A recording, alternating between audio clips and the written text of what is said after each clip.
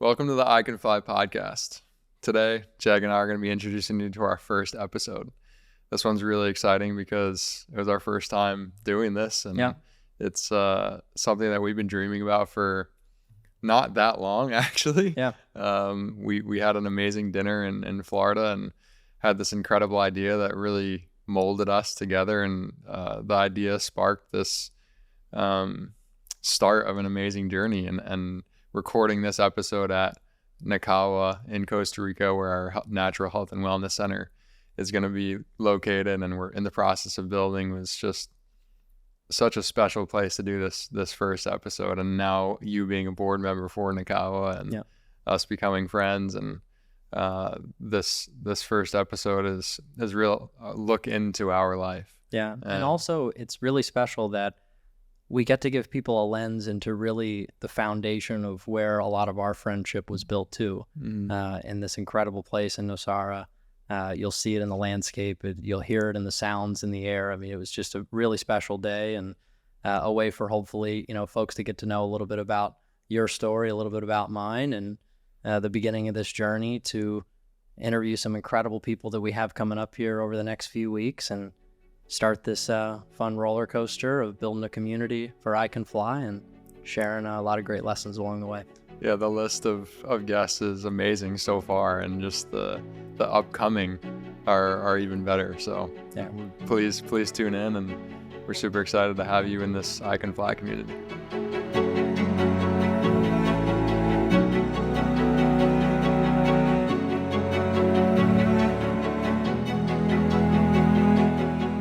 Man, there's not often times when you're sitting in a place and you can close your eyes and really not hear anything except nature.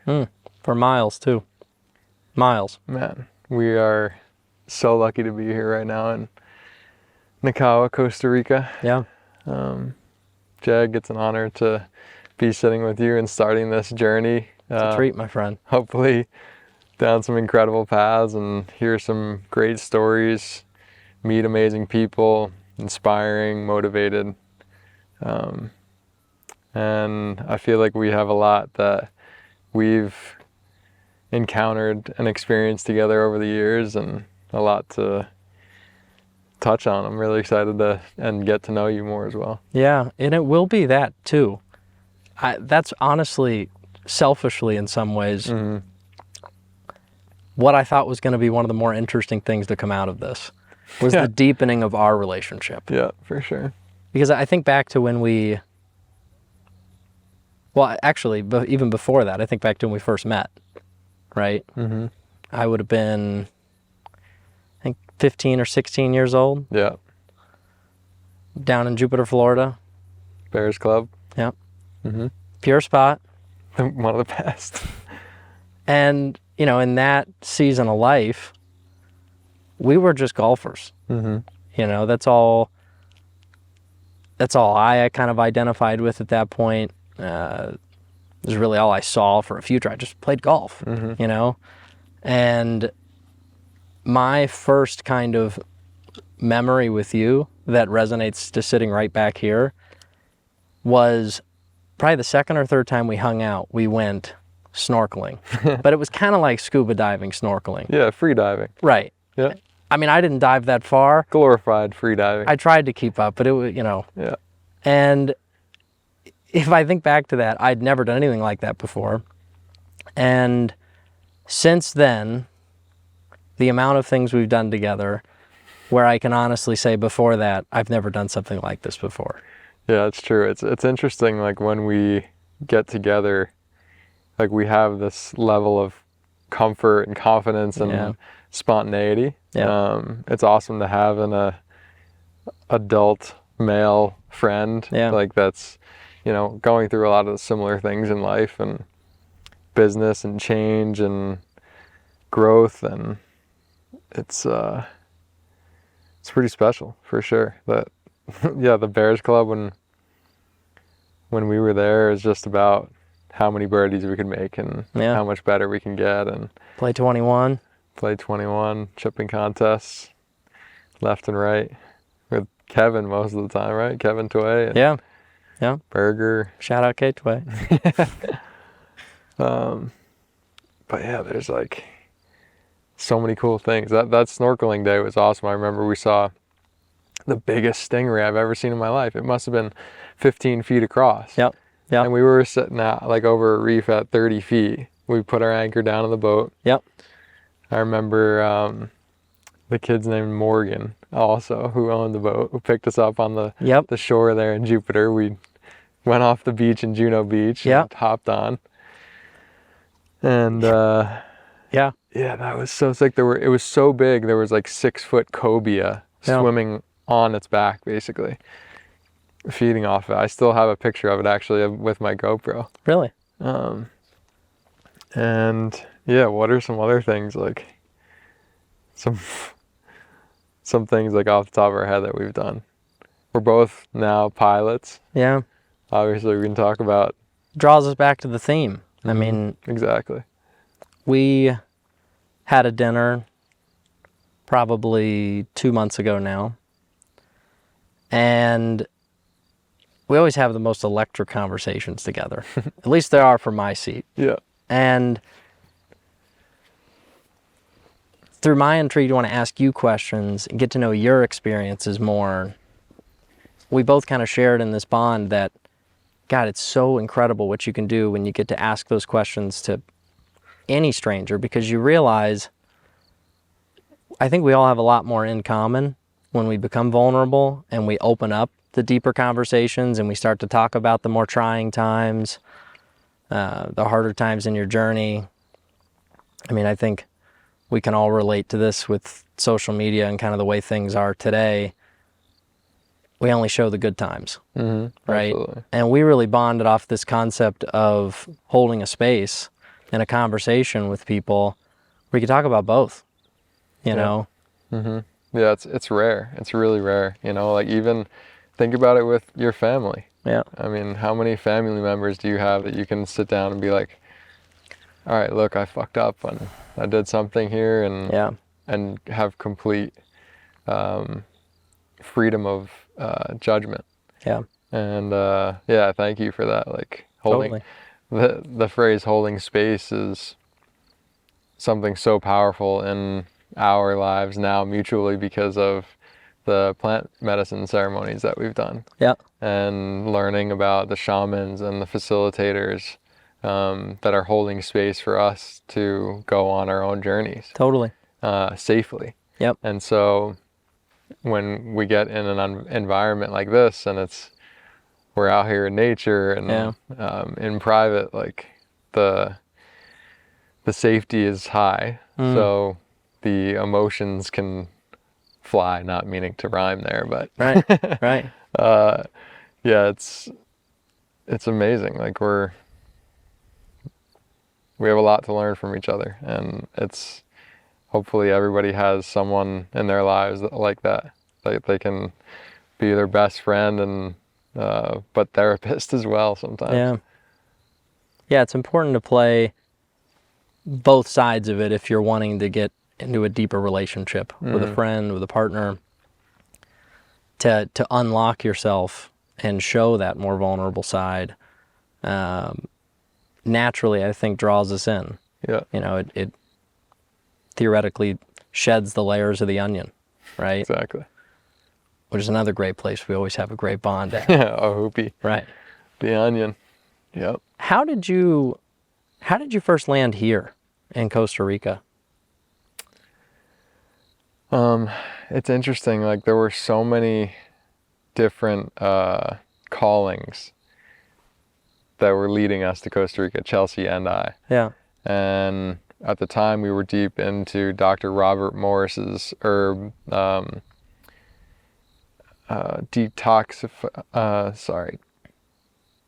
detoxifying regeneration. Okay. It's Chelsea did his course and I was doing his cleanses. Yeah. And he was always saying like, yeah, the freshest fruit like you can ever see and grow because of the volcanic soil is in Costa Rica, and it's a blue zone, and he hosted a few retreats down here, and then like some of our friends were like, oh, there's this ayahuasca center that could possibly help you with your ailment. And It's called Rhythmia, and I have some friends that have been there and made some recommendations for us to go. And Chelsea and I got married in Bora Bora, and like 2 weeks after we came to Rhythmia. Got it. And that was our first experience in Costa Rica, which was eye-opening, Literally, to say the least. Yeah. And then we loved it, but we didn't really explore anywhere else because we just stayed there the whole time. But then after we got back, our friends kept telling us about Nosara, and it's a sick surf town. And Yeah. I actually came down to do Iboga after that to continue self-exploration and experimentation for reversing atrophy. And the guy who was hosting me, his name was Darren, he introduced me to everybody here, and like all the incredible different healers and modality instructors that really helped me through, Fern being one of them. Sure.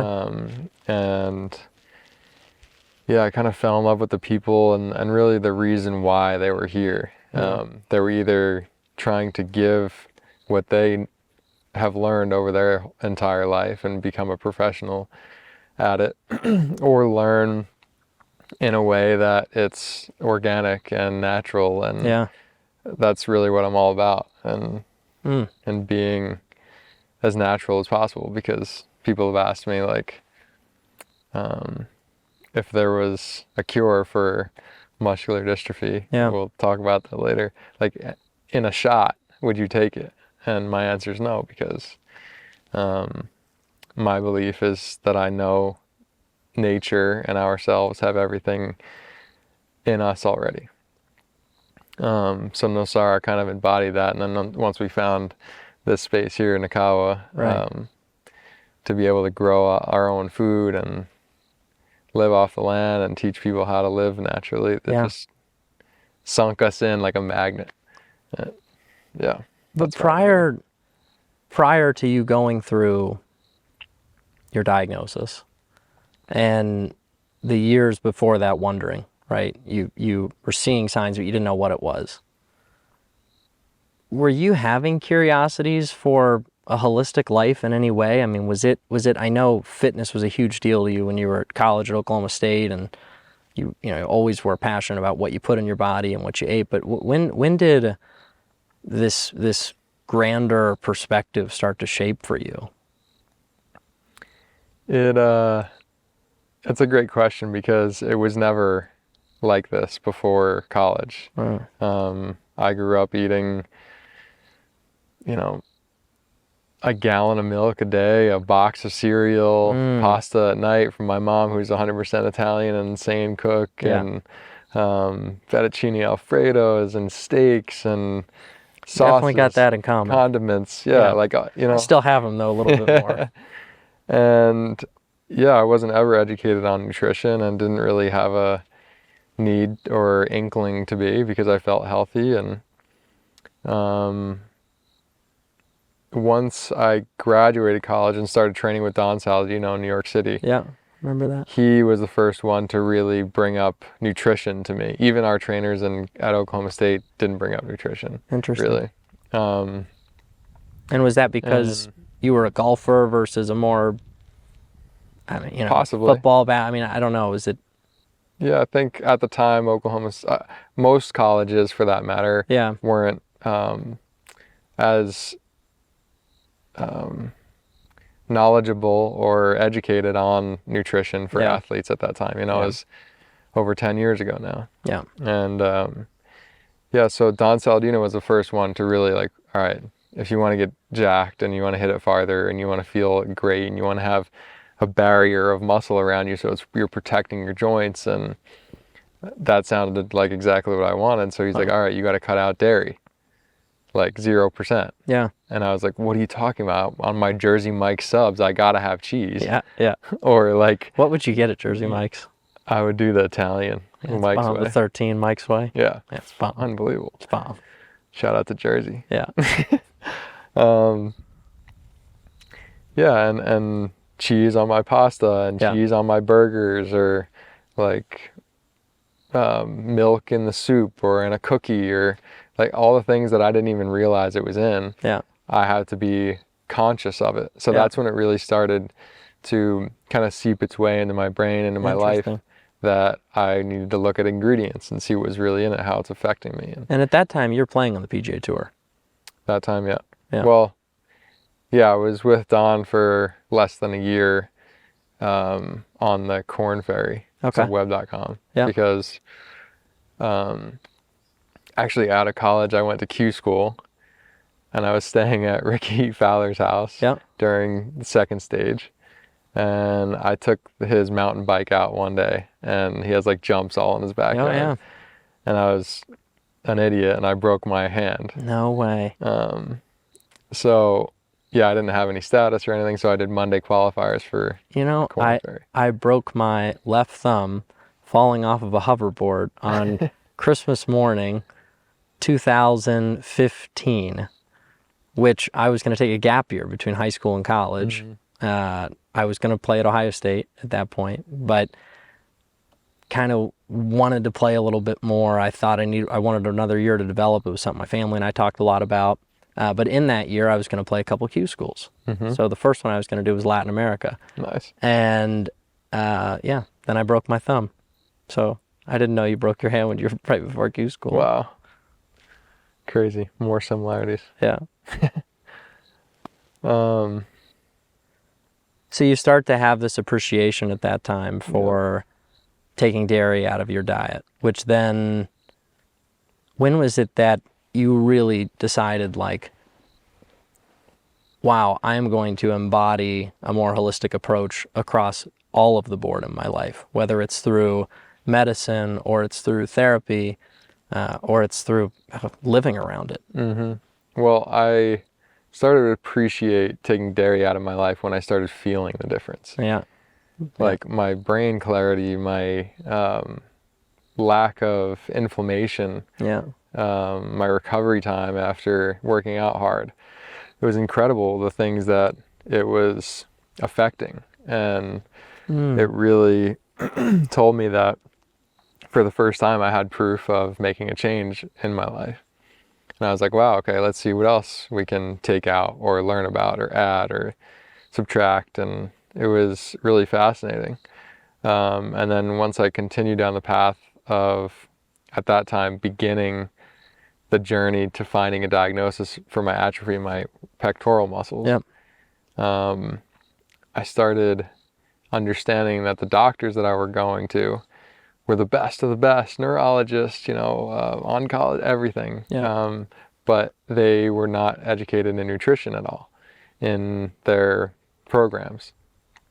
So it was never like, oh, change your diet, or what are you eating, or how are you sleeping? It's like, well, yeah, you could need surgery possibly, or we'll probably have to do a biopsy to test more, or things like that. So it was frustrating. And then I just kept learning more about nutrition and processed foods, and it was such a insane journey. And then once I got the diagnosis, I kind of just switched everything. But I mean, I remember that time as a friend of yours, and transparently, not albeit that close of one. We were friendly. We played golf with each other, but we didn't have deep conversations or get to really know each other much past hanging out on the golf course. And but I mean, I can recall, there clearly being a very large switch in your life that really shifted your focus. And one of the things I'm really excited about learning more about you, and also for others to learn more about in you, is you went from somebody who was an individual athlete in an individual sport that is so result driven, so it's you. There's no teammates you're passing the ball to. There's no other players you've got to deal with outside of your competitors, right? And so my point is, you that entire time you have such an individualistic mindset, right?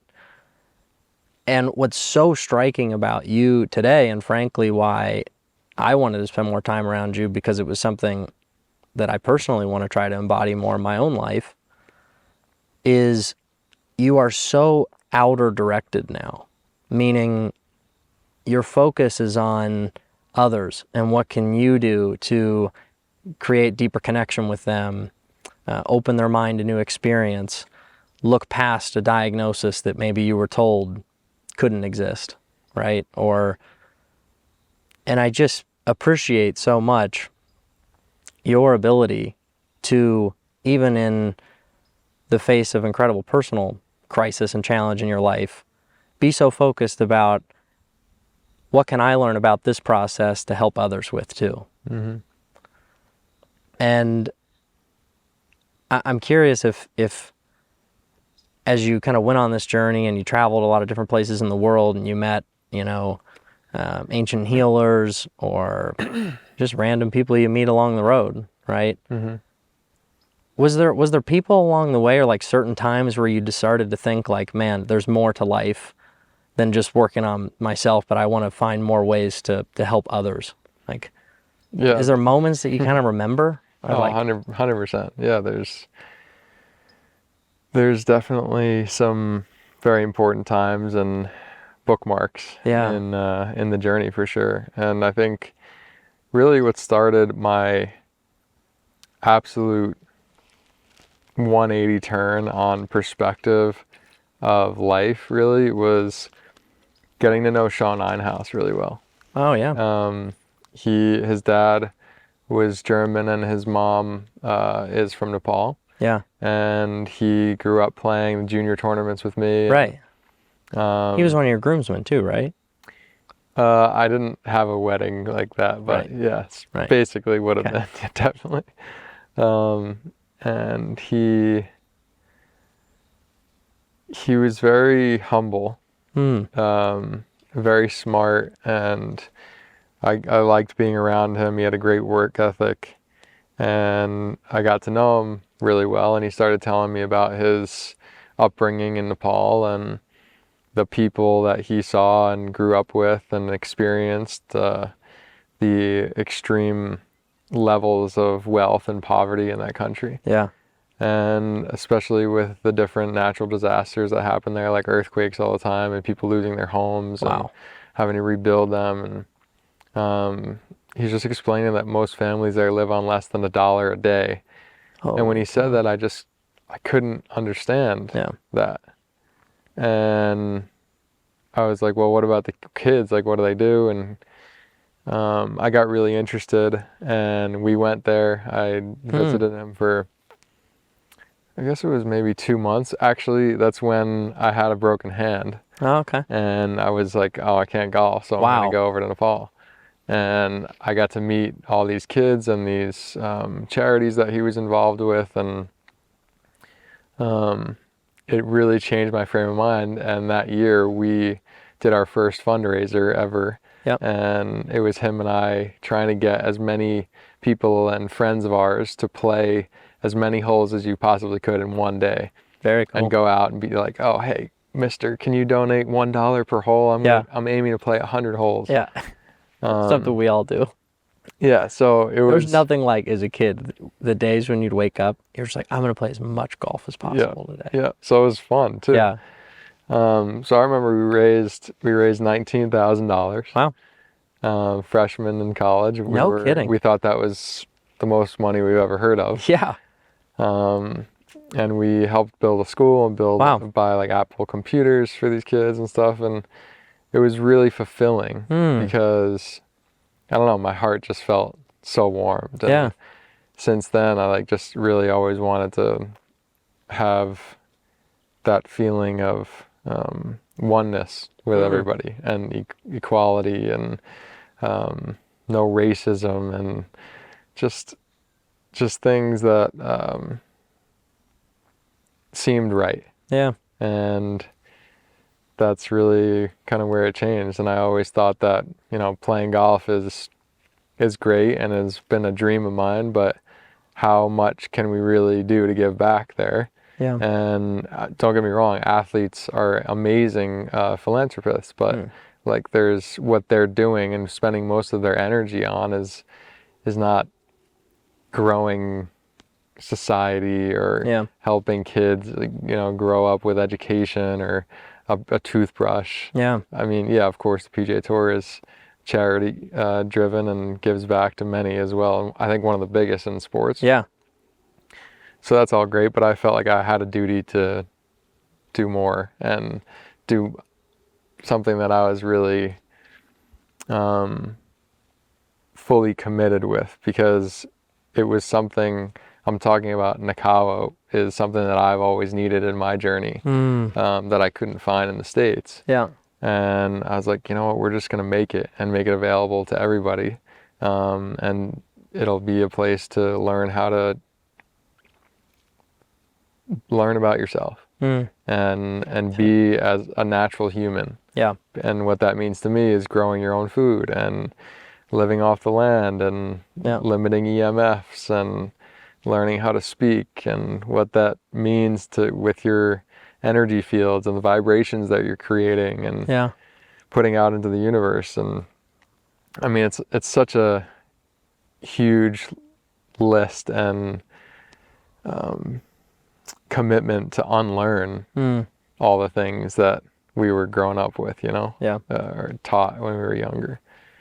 So it's been that, bringing it back to Sean, and that was the beginning. I guess we were 19 and now I'm 33, and it's just feels like this is just the beginning of the next stage. It is. I mean, we sit here now, we're on this incredible property in the middle of the mountains in Nosara, Costa Rica.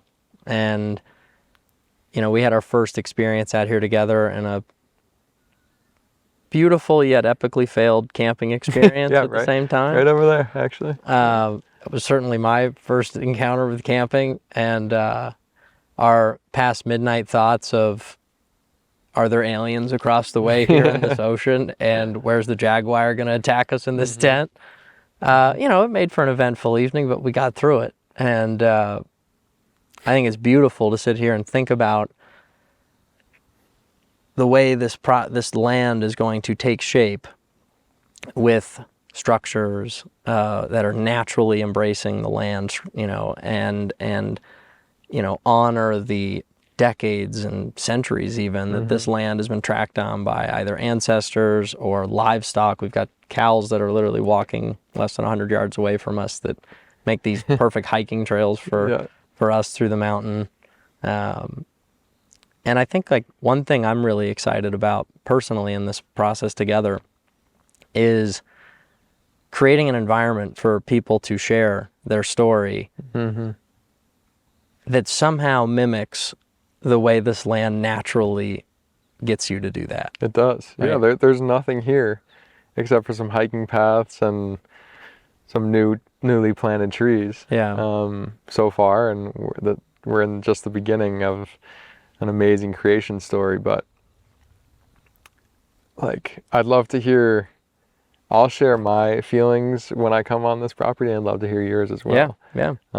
It just, first, as I began this conversation out with, the sound, or the lack thereof, is just so overwhelmingly beautiful and serene, and I just feel at peace, especially looking at the ocean in the mountains, and feeling that energy of so much force and nature, and it's incredible and healing just by being here and closing your eyes or shutting your brain off for a second. And how do you think, and I'll give my experience in this too at the same time, but like, how do you feel that this land, it creates a feeling in you that you literally can't find elsewhere? And last fall, the first time I came down here, I called you, and I'd just gone through a really big transition in my life personally. I went through a big transition professionally with business. And I just was in my house and said, I literally need to go somewhere new. I need to experience something great. I read the book Green Lights, by Matthew McConaughey, and he talked about these different phases of his life where he traveled to new places by himself and really was able to look inward. And you know, when you're home, you get in your routine, especially back in the States, you know, we're kind of just so programmed to just grow, keep moving forward. But when you step on a property like this, to me, what it does so naturally well is it resets your personal rhythm that is so, at least where we're from, or where I'm from, which is so constant and quick, and you got to be looking ahead. It resets that rhythm to one that's equaled with the rhythm of nature. You take in the clouds moving around you, you hear the sounds, I mean, or the lack of, right? And, you know, I remember one of my first experiences up here by myself was I came back up, you and I had hiked it the morning before, and it was gorgeous. I mean, the hike was stunning, and we watched the sunrise come up. We drove up here at like 4 in the morning, and I came up the next day by myself right at the peak point, and there was the couple horses here at that time. I can't remember their name, but Caracol and Senor Tranquilo. Bingo. Yeah. And we all morning the day before, we'd sat there, we were trying to find them. We walked the whole property because we wanted to feed them. And then I come up by myself and I go up to this peak, and here comes the horses, right? What are their names? Senor Tranquilo. Tranquilo. Perfect. And Caracol. Yeah, there we go. That's the one that Chelsea calls to, and he always neighs back. Yeah. So I'm sitting up there with my journal, just doing some inflection, writing, thinking back at stuff that had happened and writing about it. And here come these two horses, and they just sit down right next to me. And it was this incredible experience of like, just perspective, you know, perspective of these horses that have been tracking this land every day. You know, they're doing their thing.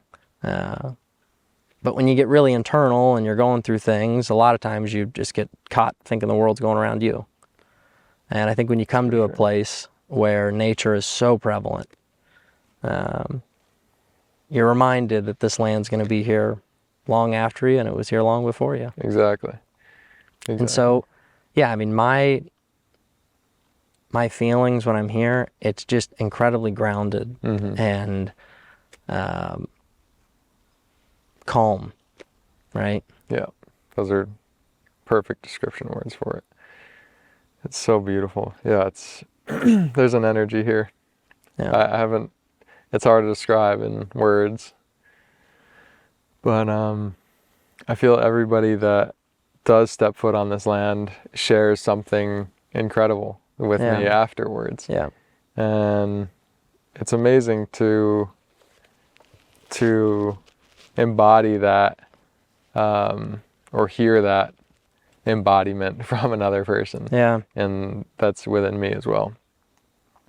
All right, Jeg, so I can fly. Yeah. Wow. I think if we ran fast enough from right here, we could. and like, we're doing that one day. There's a paraglide school in Hako, like 4 hours from here. And as soon as I have $5,000 to blow on something like that, it's like a 5-day school. Yep. And they train you there. And at the end of your training, they give you a free wing. Not a free, it's included in your entry fee. Yeah. A wing and a harness and a backpack. So you're good to go. And it's brand new. And like, so this is where we would run from right there and just go, and I'll be like, all right, I'll meet you in Guiones. Right. On the beach. Right. So I love flying. Fortunately for this podcast, we're going to talk about it more figuratively than maybe realistically in this case. In most cases, yeah. But that would be it'd be a hell of a send-off. Just right after the episode, we just take off. It would be awesome.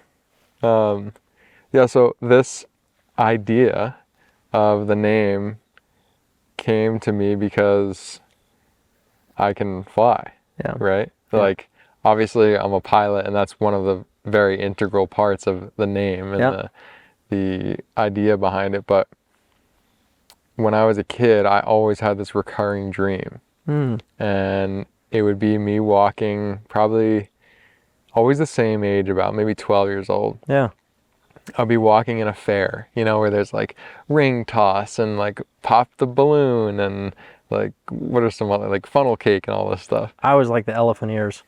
Nice. Yeah. And so I'm with a group of friends and I'm like, all right, guys, I'll see you later. And I do like a 1, 2, 3 step and then just like go. And then I just start flying above them. And then I'm like flying over the woods and all this stuff. Yeah. And then all of a sudden the dream would stop and I would fall out of thin air back onto my bed. Wow. And so I would wake up completely drenched in sweat, but Holy like cow. landing and bouncing on the mattress. I don't know if that's a figment of my imagination or actually something that happened. Yeah. The more I learn about things the human body can do and monks and levitation, like maybe it's possible. I don't know. Yeah. But anyway, that as well, just that feeling that whether it's a dream or not, or a dream that you could actually one day fly. Yeah. Always felt freeing to me and super explorative and something that my soul needed. Yeah. And when we were talking at the restaurant and I mentioned that name as an idea and the amazing conversation we had randomly about starting a podcast separately, you having a dream for it one day and they were like, damn, maybe this could be really good together. And the name, it sparked something in you as well. Totally. What did you feel originally? I think to be able to think about those times in your life where you both literally and figuratively felt like you could fly, right? Like you have them as a child. And I was thinking back to like my first memory, and it's not a dream, but it was like a reality, right? Where I thought I could fly. And I remember we had this hill where I grew up and we'd ride our bikes around. But you would get to this hill and, you know, this was your fastest point going down this hill. And it had a pretty good, you know, decline to it. I look at it today, it wasn't that steep, but back then it felt huge. And I remember the way you'd amp yourself up and you'd look at this and finally you'd work up the courage, right? And you'd head down the hill and you're flying. You get air? No, but you feel like you are, right? If you had wings, you'd glide off. And I think back to that time as a kid and how electric it felt and how just you wanted to do it again, right? And then as you get older, those experiences get less and less. But they come in shapes and sizes that are different than when they were a kid. Yeah, absolutely.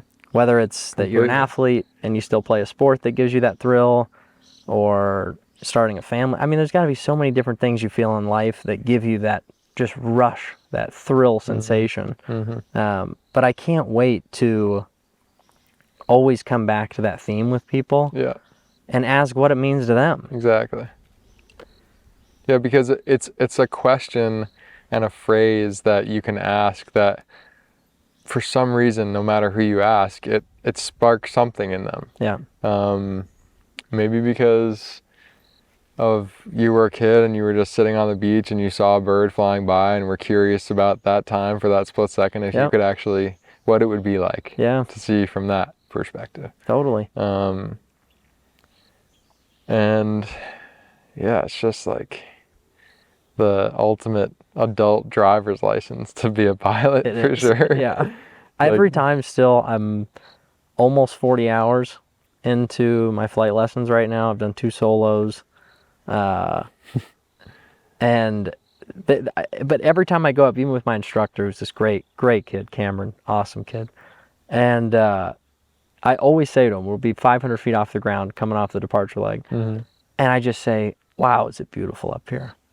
Yeah. I mean, and again, that comes back to the land here. It comes back to when you're able to just stop yourself for a moment and take in the surroundings, which you probably got to be a little careful with this flying because you're operating a pretty crazy machine. But autopilot, you can take it all in. I haven't gotten there yet. Nice. I'm flying an early 70s Cessna 172. Yep. And it certainly is not outfitted with autopilot. Man, that's incredible. It's like cheating. Yeah.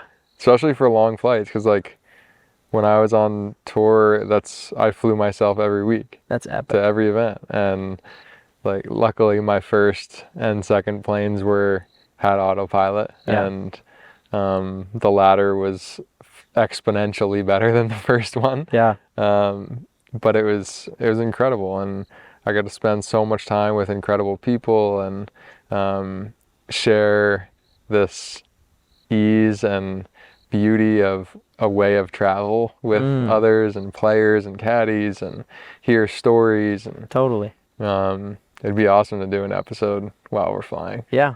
That's a dream for sure. And we can make that happen, I think. Yeah, we're making this happen here in the middle of nekawA. Yeah. I think we can make a flight happen. We're gonna make it happen. Those Bose headsets with the noise canceling. Yeah. A20s. Money. Yeah. Yeah. Wow.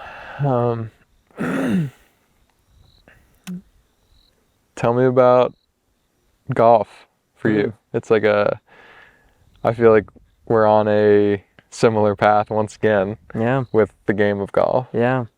We've both taken little hiatuses and now finding a love for it again. And you just had some success this week qualifying for the U.S. Mid-Am medalist. Congratulations. Thank you. Yeah. Thank you. Making it in a USGA event, man, there's nothing like it. And you get that little pin or plaque, keep it forever. It's my first one. I've never made an USGA event before. Oh, it's gonna be special. Yeah. Yeah, I can't wait to hear. What was your best finish in a USGA event? I finished a couple times the USAM quarters. I lost my last one to Peter Uline. The year he won? My roommate at the time. Yeah. The year he won at Chambers Bay. Yeah. And I had 3 3-putts and I lost on the last hole. And that's tough. Yeah, it was really frustrating. But then later, side topic, but it's just one of my most exciting moments in my career. Yeah. Was a few years later, Chambers Bay was at the U.S. Open was at Chambers Bay. Sorry. Yep. And Sunday, the final round there, I hit every fairway and every green and shot 66 and like Sick. It was no bogeys. It was like probably the felt coolest like you could fly. round. And Donnie Dar, ironically, was on my bag. Yeah. Did you ever have that like sensation of feeling you could fly while you're playing golf? Figuratively. Yeah, of course, definitely. I've had times where I felt like I could go at every single pin and just stuff it, or make putts from 90 feet. Totally. I mean, the times where you feel like you can fly in golf are like when you're calling your shots.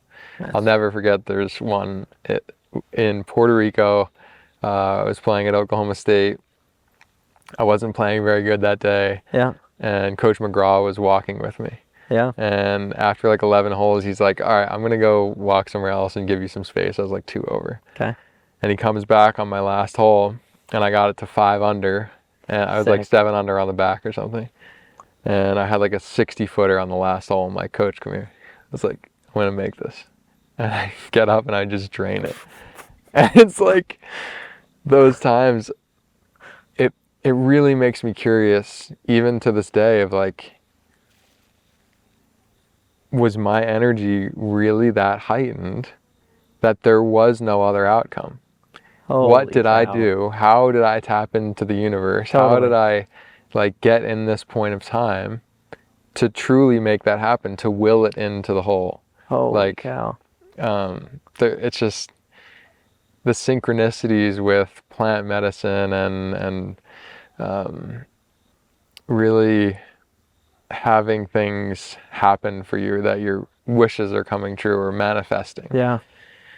It's wild learning here, especially in Nosara, how well you can actually do it as a human being. And in the United States, we don't really get to learn about that much. No. So what are some times for you in golf that you felt you could fly? I mean, that's what's so beautiful about the game of golf, right? It's the game of life. Yep. You know, and one of my greatest mentors and dearest friends that we've talked a little bit about, Jason Goldsmith. And he always referred to a tournament round of golf as being equivalent to a year of life. Yeah. And that you feel this massive swaying of emotions through a round of golf. You go through a stretch of holes where the club's right in the slot where you want it. Every putt you walk Right in up the to, slot. you know what I'm saying? Love that. And then contrarily, all of a sudden you go through a 3-4 hole stretch where you're not quite seeing it as clear. And you're a little depressed, or you're figuring it out, you know? Hopefully mass chaos doesn't exude and breaking clubs. Yeah, or you lose a couple, but regardless, the round keeps going, right? And that's probably been the thing that I'm most excited about getting back into playing golf, and simultaneously most proud of in a lot of ways, is this perspective of growing as a human off the golf course and how that's impacting how I feel on the golf course. And so it makes sense. Hugely. Yeah. And especially with what you've been going through and the exploration that you've been doing. Totally. And traveling. Sorry to interrupt. No, but it's a maturation of self, which then reflects itself as a more mature golfer. And I think probably the kind of thesis that's formed that I love the most recently is this newfound equanimity with the game, in that I realize midway through a round, God willing, I'm going to drive home and get in my bed and go to sleep, irregardless of how I finish this round, right? And so it gives you this different freedom to enjoy the opportunity that you're sitting in right there. Because regardless, the sun's going to set, it's going to rise again tomorrow, and the world's going to keep moving. Yeah. Like I can remember when I was younger playing, probably like the age of 19, 20, started to get a little more concerned about what other people thought. My scores, how does this make me look as a human, right? I'm playing bad golf, so I'm a bad person on the outside. Right. It's crazy what we do. We've all had that. It's crazy. But you realize in time that everybody's focused on their own lives, and things keep moving, right? And so that equanimity for me has been a very fun topic to dive into more and more, and kind of mindset as well, to be able to stay present and know that regardless of how I'm going to finish, we're going to move on. We're going to be alive. We're going to be alive. Yeah. I'm glad you shared that, because that's one thing, especially after Nepal and learning to have different perspectives on life, that there's not just the United States of America. Yeah. There's not just bad things happening in your state or your city. It's all over the world, and there's billions of people, and you're not unique for having a hard time. Yeah. And there's so many people in the world that are suffering, and when you're on the golf course and you make a bogey and you're suffering, I guarantee there's people suffering worse. So like, if you can just change your mind for a second and realize and embody that, it's like, this is nothing. Right. We're playing a game that's like leaps and bounds and complete opposites than what people have ever experienced. Totally. And it's such a privilege. It's a privilege, and that to me is what's so special about diving into it, is you care, right? And you want to do well. It's like, it's something I've talked to you a lot about on kind of a grander theme of life, is the things we want versus the things we need. You know, I think a lot of us today, get very consumed with social media and, things that topically are going to give us a better appeal, or how, whatever we're doing, we want to show it off. And you can get fixated thinking that's something you need, right? And I think it's very important that we continue to notice the things in life that we feel we need, but is that really just a want? Exactly. Right?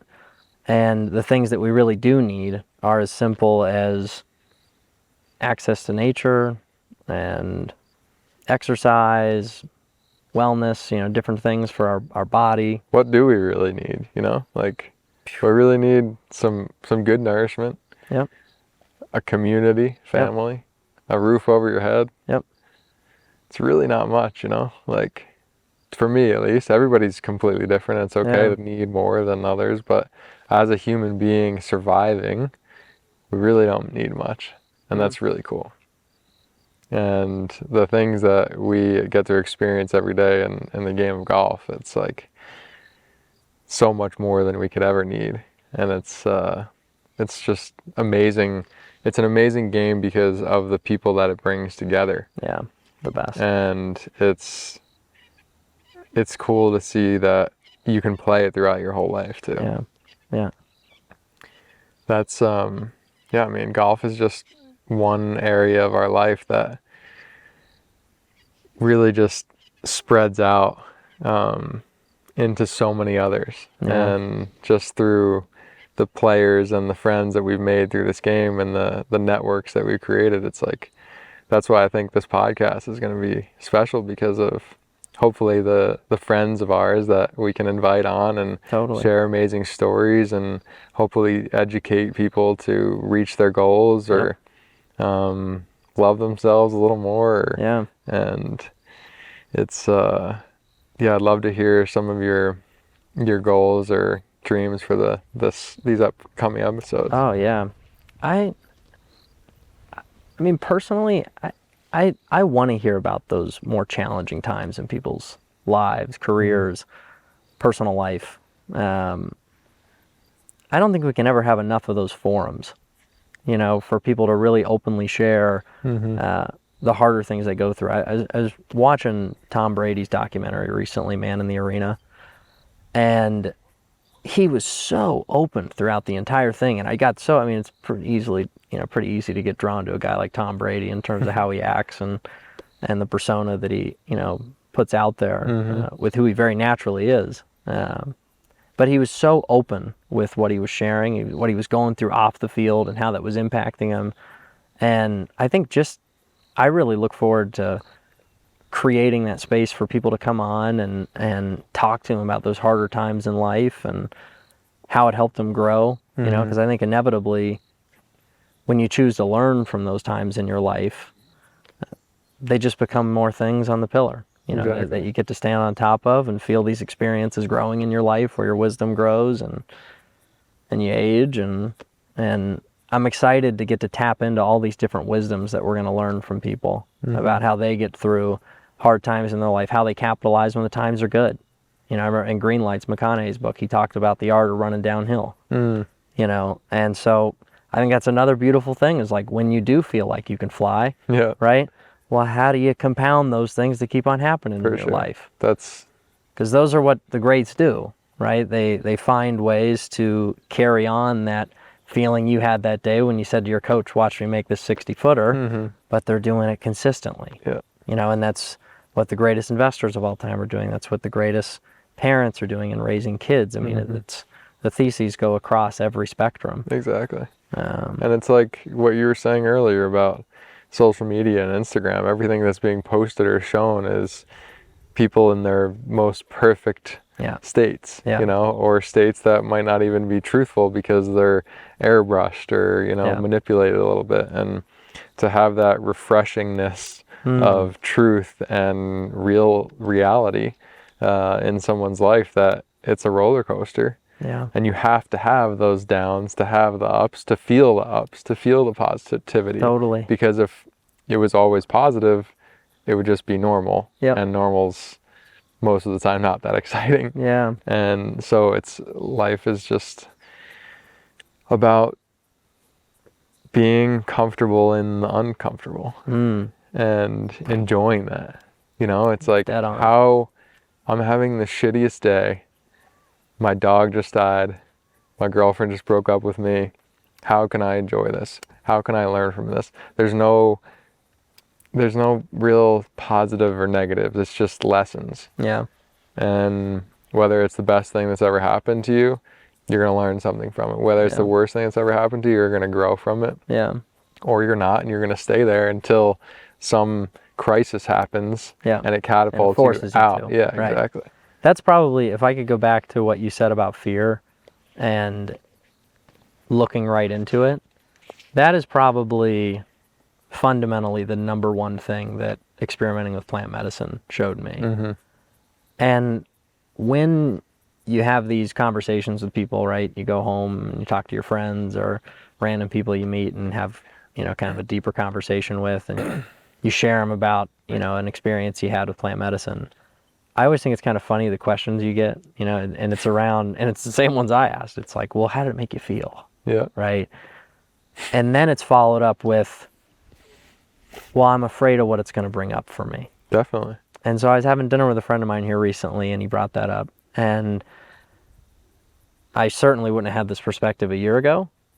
But I said to him, whatever you're afraid that it's going to bring up is exactly what it should bring up. 100%.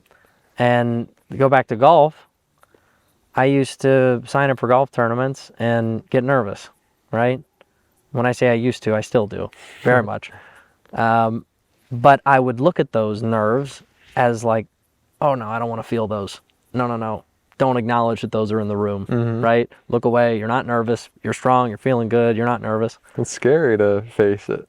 It is, but what's helped me recently is to say to myself, like, and to write about it and say, like, I am nervous, right? Welcome it into the room. Exactly. Say, like, I am excited about this. Yeah. I am anxious about what I could do. So I welcome that into the room and then can use the different tools in the toolbox to manage it, right? So whether it's the breath work stuff that we've done, like I remember I was listening to something with Aaron Rodgers the other day, and he talked about the square box. It's like box breathing? Box breathing, where it's like 4 in, hold, 4 out. Yeah. And before staying on the sidelines in a 2-minute drill, you know, he'll be on the sidelines going through that. And so using those different things that you learn for in those moments when you do feel those anxious feelings coming up in nerves, you got tools in the toolbox to manage them. Exactly. Be real with yourself. It's like, yeah, I'm nervous. Well, I care, right? That's a beautiful thing to care. Now, how can I manage it? How can I let it motivate me? Totally. Make it motivate me. Yeah. Yeah, it's incredible. As we're sitting here, like these are my favorite birds ever, man. They're these little green parakeets. Really? Oh man, they fly over my house every day at sunrise. There they go. At like 5:10 in the morning. This place is so epic. And they're like so green. I've been trying to catch a photo of them for 3 years and I haven't yet. I mean, I have some blurry ones, but. This is a little known, probably more unknown fact about you, but you are a very good photographer. I'm learning. Yeah. I do love it though. I think it's amazing to capture a moment in your own heart on a screen or on a print. Totally. And then share that with others, because it is definitely a form of art, because you have to understand a device to be able to capture something in the way that you see it. And everybody has a different perspective, you know? Yeah. That's why art's so beautiful, is because not everybody can like one artist. Yeah. Everyone has different tastes. And that's like what I feel ironically here about nekawA, you know, like not everybody's going to be drawn to this type of lifestyle or this type of education space. Yeah. But that's okay, because everyone's on a different path and they're here for a different reason. Yeah. So it's just, life lessons. I'm proud of you, man, for like the last year, how much change you've gone through and the things that you can now morph into golf and business. Yeah. What you've learned with plant medicine or just meditation, breath work. It's so incredible for me to hear that, because it's changed my life so much, all of these things. Wow. And I'm just like, this is what I've always hoped for. Yeah. And having positive effects on others, because Totally. in the beginning of this journey, it felt like I had this idea that I could find the cure and give it to everyone and be a hero and all that. For dystrophy. For muscular dystrophy, specifically, yeah. And it was so wrong to do that, because it was very selfish in the way that I was doing it for my ego. Oh, interesting. And now my perspective has changed so much that I need to better myself the most that I could possibly do and make and commit to. Because if I do that, then my light will fully shine and be able to be understood and comprehended better by others, because it's my truth and it's my full essence and my aura. Because if I didn't do what I fully believed in, it would be a lie. And when you're in that state of being, you can't live to your fullest, and you can't manifest as easily. Wow. You can't do a lot of things that the human body and mixed with meditation and the pineal gland can do together. And these are just like a lot of things that I learned from other people and other people's stories, and most of them were on interviews or podcasts or documentaries. And I think that we can, in this beautiful series of I Can Fly, really showcase that and hopefully light that fire within others, within individuals specifically, to take it into their own hands to go out and get what they want, whether that's health or money or a better relationship. And it all starts from within us. And if we do that, if we take care of number one first, then therefore there will be a greater good. That's right. Yeah, I think when we were sitting at Palm Beach Grill talking about the concept of each having this individual wish and desire to start a podcast, and now suddenly this collective together that we could start a podcast, I said to you that I think the ultimate form of green light, systems go, you should do something, is when in parallel you have a selfish desire saying, man, I really want to do this because I think it would be cool. And simultaneously a selfless desire, which is telling you, if we do this and if we create something like this, man, hopefully what a gift this can be to others, right? You think of the wisdom that hopefully we're going to be able to hear from folks and their life experience. And if that can just touch one person, right? That would be a beautiful story. And so, yeah, I mean, I can't wait to see where we roll with this thing. And me too. And hopefully have some really fun, different folks join the ride and open up to have some really cool conversations together about growth and getting older and how we're all trying to figure out what we're supposed to be doing on this spinning rock. Man, it's funny how today happened too. You know, in full spontaneity of planning this to be our first episode with a guest. We had many guests that were available and willing, and that we wanted on and will have on. But it was just nice to, you know, talk and get to know you and give a little showcase of where this can go and where we would like it to. And well, it started here with learning about each other. Right? It's like the first thing I said was, I'm excited to get to know you more. Same. And today, I learned a lot of things that I had no idea about.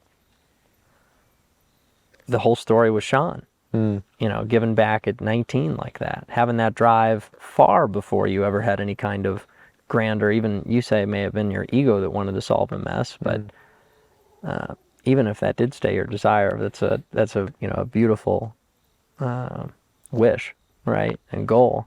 But the fact that you have continued to grow, I just look forward to continuing to watch the ride and do some of it together and learn about a little more other people's journeys, and especially hear about how they feel like they can fly.